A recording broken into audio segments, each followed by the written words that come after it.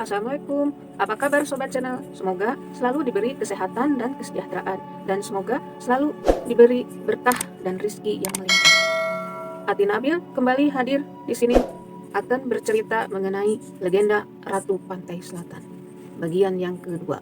Sobat Channel, seperti yang dibahas minggu kemarin bahwa Kanjeng Ratu Kidul itu berbeda dengan Nyai Roro Kidul, dan memang konon ada dua wanita yang cantik yang berkuasa di pantai selatan Pulau Jawa ini, yaitu Kanjeng Ratu Kidul dan Nyai Roro Kidul.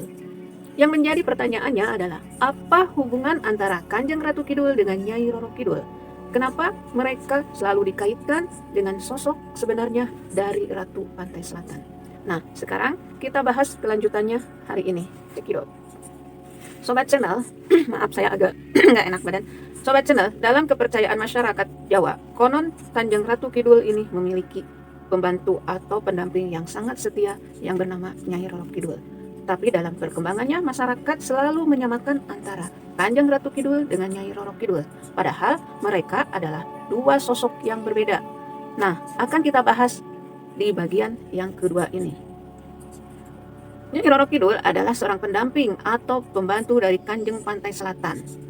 Dalam mitologi Jawa, Nyai Roro Kidul asal mulanya adalah seorang putri dari kerajaan Sunda yang diusir oleh ayahnya karena ulah ibu tirinya. Kemudian Nyai Roro Kidul ini menjadi ratu lelembut tanah Jawa. Dari cerita inilah yang menjadi motif sangat populer dalam cerita rakyat dan mitologi Jawa. Nyai Roro Kidul ini mempunyai beberapa sebutan nama, di mana berbagai namanya itu mencerminkan berbagai kisah berbeda, baik asal-usulnya legenda, mitologi, dan kisah turun-temurun. Di antaranya, yang pertama, dia lazim dipanggil dengan sebutan Ratu Laut Selatan dan Gusti Kanjeng Ratu Kidul. Karena menurut adat istiadat Jawa, penggunaan gelar seperti Nyai, Kanjeng, dan Gusti untuk menyebutnya itu sangat penting demi kesopanan, dan ada juga yang menyebutnya dengan sebutan Eyang atau Nenek. Yang kedua, ada juga yang menyebutnya sebagai Nyi Blorong, karena dipercaya Nyai Roro Kidul ini bisa berubah wujud menjadi putri yang setengah badan berupa manusia dan setengah lagi berupa ular. Tapi ada juga yang menyebutkan bahwa setengah badannya lagi adalah berupa ikan yang bersisik atau yang selalu disebut Putri Duyung. Wallahu alam bisawab ya Sobat Channel. Yang ketiga, ada sebagian masyarakat yang menyebutnya Nyai Loro. Jadi bukan Roro tapi Loro, yang artinya bukan dua. Kalau dua itu loro, tapi sakit atau menderita, jadi loro. Dan yang keempat, ada juga yang menyebutnya Nyai Roro Kidul, yang artinya Roro atau Rara atau gadis. Seorang autografis Belanda memperkirakan terjadinya perubahan dari bahasa kuno Roro menjadi bahasa Jawa baru, yaitu Loro, sehingga terjadi perubahan arti dari gadis cantik menjadi gadis yang sakit atau menderita. Dan sekarang Sobat Channel, kita bahas asal-usul dari Nyai Roro Kidul. Nyai Roro Kidul yang dikenal sebagai bawahan dari Kanjeng Ratu Kidul ini adalah sosok yang memang dipercaya sebagai petugas penguasa Laut Pantai Selatan. Ada beberapa teori yang mengenai asal-usul dari Nyai Roro Kidul yang berkembang dari mulut ke mulut berdasarkan kepercayaan masyarakat setempat. Yang pertama, ada yang mengatakan bahwa Nyai Roro Kidul adalah Dewi Kandita. Dewi Kandita adalah salah satu cerita rakyat Sunda yang menceritakan tentang seorang putri cantik dari seorang raja dari kerajaan Sunda Pajajaran Jawa Barat yang bernama Munding Wangi. Karena kecantikannya, dia pun dijuluki Putri Matahari, atau dalam bahasa Sunda sering disebut Dewi Sringenge. Saya pernah mendengar dongeng tentang Dewi Sringenge ini dari ibu saya almarhumah waktu saya kecil, kalau saya nggak salah ingat, itu pernah dengar tentang Dewi Sringenge. Meskipun mempunyai putri yang sangat cantik, sang Raja Munding Wangi tetap merasa sedih karena tidak mempunyai anak laki-laki yang kelak akan meneruskan tahtanya di kemudian hari. Akhirnya, sang raja memutuskan untuk menikah lagi dengan seorang putri yang bernama Dewi Mutiara.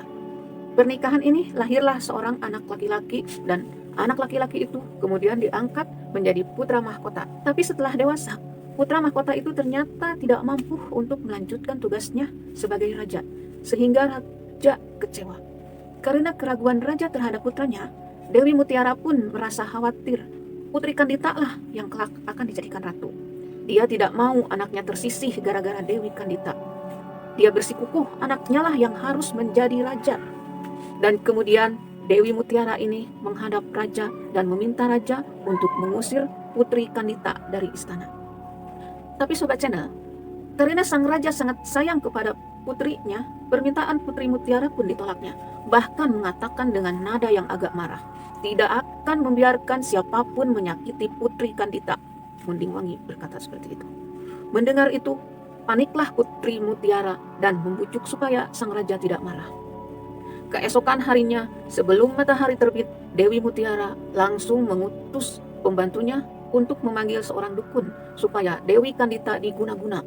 Dan malam harinya, tubuh Dewi Kandita pun gatal-gatal dan seluruh tubuhnya bau busuk dan bernanah.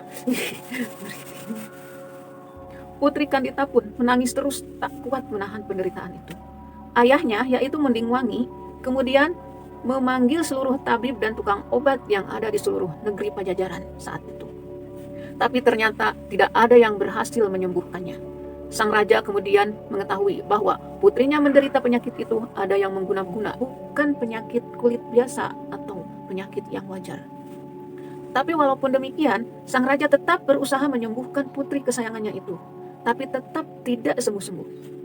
Karena melihat Putri Kandita yang sudah menderita penyakit kulit, maka Dewi Mutiara kembali membujuk raja supaya Putri Kandita diasingkan di luar istana dengan alasan diperguncingkan oleh seluruh putri-putri lain di istana. Masa katanya ada putri budugan? Oh no. Maaf, ini kata Dewi Mutiara loh, bukan kata saya. Saya emang gak ikut-ikutan. Karena anaknya tidak mau menjadi gunjingan, maka Putri Kandita pun diungsikan keluar istana. Tapi karena niat jahat dari Dewi Mutiara, bukannya diungsikan ke tempat aman, malah dibiarkan terlunta-lunta tak karuan di jalanan di luar istana. Dewi Kandita pun hanya bisa menangis pada saat itu. Dia tahu bahwa ibu tirinya lah yang mengguna-guna dirinya sehingga badannya menjadi begitu. Tapi karena hatinya mulia dan baik, dia tidak mempunyai dendam sedikit pun kepada ibu tirinya. Selama 7 hari 7 malam, dia terlunta-lunta. Maka suatu hari tibalah dia di sebuah laut pantai selatan yang berair jernih dengan gelombang yang sangat besar. Ada kemungkinan tempatnya di Pelabuhan Ratu, Kabupaten Sukabumi, Jawa Barat sekarang. Tiba-tiba ada suara gaib yang menyuruh dia untuk melompat ke ombak besar itu. Dan suara itu menjamin bila dia menceburkan diri ke laut, maka penyakit kulitnya akan sembuh. Dan benar saja, ketika dia melompat ke laut dan berenang-renang di air laut itu, tiba-tiba segala penyakitnya seketika rontok semua dan dia menjadi sangat cantik kembali, bahkan lebih cantik dari sebelumnya. Dan karena itu, dia memiliki kuasa atas Samudra Selatan dan menjadikannya seorang dewi yang disebut Nyai Roro Kidul. Cerita yang kedua, mengenai asal-usul Nyai Roro Kidul ini, diduga dulunya adalah Putri Banyu Bening Gelang Kencana. Saat itu, Banyu Bening adalah seorang ratu dari kerajaan Joyokulon, dan sang ratu ini mengalami lepra. Kemudian untuk mencari obat lepranya, dia berkelana dan tibalah di tepi pantai selatan. Kemudian saat di perjalanan, dia ditelan ombak besar dan menghilang di Samudra Selatan, seperti pengalamannya seperti halnya Dewi Kandita. Nah, itulah cerita muasal dari Nyi Roro Kidul. Sementara untuk seputar legenda dan kepercayaan Nyi Roro Kidul, banyak yang mengatakan bahwa dia adalah patih dari Ratu Pantai Selatan atau Kanjeng Laut Kidul yang sudah diceritakan pada minggu yang lalu. Patih ini semacam pembantu, Sobat Channel, pembantu yang setia atau bawahan Nyai Roro Kidul ini menjabat sebagai patih dari Kanjeng Ratu Kidul yang memimpin bala tentara para makhluk halus yang berada di Laut Selatan. Seperti yang pernah dikatakan oleh Kiai Imam Sampurno dari Blitar, Jawa Timur pada abad ke-19 lalu. Dia mengeluarkan ramalan bahwa Nyi Roro Kidul dengan Sunan Lawu akan memimpin bala tentara, di mana masing-masing bala tentara yang dipimpinnya akan menyebarkan wabah kepada manusia yang berperilaku buruk. Sobat Channel, ada juga kepercayaan seputar hubungan antara Nyi Roro Kidul dengan Sunan Kalijaga. Sunan Kalijaga atau salah satu tokoh dari Wali Songo ini memiliki hubungan yang sangat mendalam dengan Nyi Roro Kidul, dikarenakan mungkin aspek yang sama, yaitu sama-sama menjaga air. Nyai Roro Kidul adalah penguasa pantai selatan, sedangkan Sunan Kalijaga adalah penjaga sungai di masa kerajaan Mataram Islam. Jadi, mungkin saja mereka bertemu dan kemudian mempunyai hubungan yang sangat dekat. Dulunya, Panembahan Senopati, yaitu pendiri ekspansi Imperial Mataram, selalu mencari dukungan dari Ratu Pantai Selatan, yaitu Kanjeng Ratu Kidul, yang dibantu oleh Nyai Roro Kidul untuk menjadi pelindung khusus keluarga kerajaan Mataram. Nah, dari situlah ada kemungkinan Nyai Roro Kidul bertemu dengan Sunan Kalijaga. Sementara itu, ketergantungan Panembahan Senopati dan Sunan Kalijaga kepada Kanjeng Ratu Kidul dan Nyai Roro Kidul menurut catatan sejarah Jawa menimbulkan ambivalen dinasti Mataram terhadap Islam dan kepercayaan animistik asli di Jawa. Selain itu, ada juga kepercayaan larangan memakai baju warna hijau. Terdapat kepercayaan lokal bahwa kalau mengenakan pakaian berwarna hijau di pinggiran pantai Laut Selatan akan membuat pemakainya tertimpa sial. Karena memang warna hijau itu adalah warna kesukaan Nyi Roro Kidul. Mitosnya mereka ini akan menjadi sasaran dari Nyai Roro Kidul untuk dijadikan tentara atau pelayannya di alam samudra. Wallahu a'lam bishawab. Dan memang banyak korban-korban yang tenggelam atau hilang di pantai selatan itu ketika mengenakan baju berwarna hijau. Dan menurut buku Serat Centini ini merupakan salah satu karya sastra terbesar dalam kesusastraan Jawa Baru yang menyebutkan bahwa Nyi Roro Kidul memiliki kain gading melati atau kain dodot panjang berwarna hijau dan di tengahnya putih. Tapi logikanya, Sobat Channel, air laut pantai selatan cenderung memang berwarna hijau dengan buih yang putih. Karena itulah kenapa orang-orang yang memakai baju berwarna hijau kalau tenggelam atau terbawa arus ombak akan sulit ditemukan karena hampir sama dengan air lautnya. Sobat Channel, kalau memang kedua sosok ini dianggap sebagai Ratu Pantai Selatan yang berbeda, wujudnya seperti apa sih? Apa yang bisa membedakannya? Mari kita simak. Menurut pengalaman dari seorang spiritualis pada tahun 1998 lalu, dia mengaku pernah bertemu dengan Kanjeng Ratu Kidul dan Nyai Roro Kidul di pantai Parangtritis, Yogyakarta. Menurut penuturannya, saat itu dia bertemu Kanjeng Ratu Kidul didampingi oleh Nyi Roro Kidul. Sang spiritual itu mengatakan keduanya tampak sangat persis, hanya saja Kanjeng Ratu Kidul berkulit kuning langsat, Nyi Roro Kidul berkulit lebih coklat. Selain itu, Kanjeng Ratu Kidul memiliki aura yang sangat jernih dan ada gemerlap seperti berlian yang mengelilingi seluruh tubuhnya. Sedangkan aura dari Nyi Roro Kidul berwarna putih susu seperti layaknya cahaya lampu neon berwarna tipis putih mengikuti postur tubuhnya. Dan sang spiritual ini melanjutkan mengatakan bahwa Nyi Roro Kidul ini adalah makhluk halus sejenis jin yang mengabdi serta berguru pada Kanjeng Ratu Kidul. Nyi Roro Kidul ini ditugaskan untuk mengontrol dan meredam angkara murka dari makhluk-makhluk gaib serta jenis jin dan kekuatan gaib serta ilmu gaib yang berada di sepanjang pantai selatan di Pulau Jawa. Dan memang dari cerita inilah yang diduga apabila dikait-kaitkan dengan asal mula dari Nyi Roro Kidul sebagai Dewi Kandita, dipercaya bahwa suara gaib yang didengar Dewi Kandita saat itu adalah suara dari Kanjeng Ratu Kidul yang kasihan melihat penderitaan Dewi Kandita. Dikarenakan Dewi Kandita ini memiliki jiwa yang bersih, baik hati, dan tidak sombong, pandai menabung pula. Kanjeng Ratu Kidul pun memutuskan untuk menjadikannya sebagai pembantu pribadi atau pendamping setia.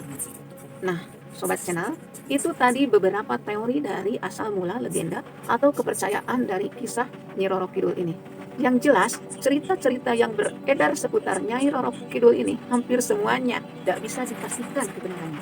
Namanya juga mitos atau legenda yang datangnya dari dan berkembangnya dari mulut ke mulut. Walaupun sebagian dari masyarakat ada yang percaya tentang keberadaan Ratu Pantai Selatan ini, tapi kita sebagai umat manusia yang real hidup di dunia nyata harus saling menghargai. Mau percaya ya silahkan, atau tidak percaya ya monggo.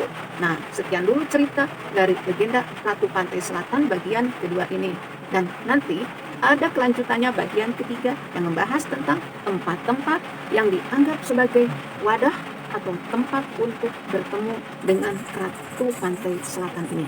Sekian dan terima kasih telah menonton video ini hingga akhir. Jangan lupa like, subscribe, bunyikan lonceng notifikasinya, dan share bila ingin men-share-nya. Wassalamualaikum warahmatullahi wabarakatuh.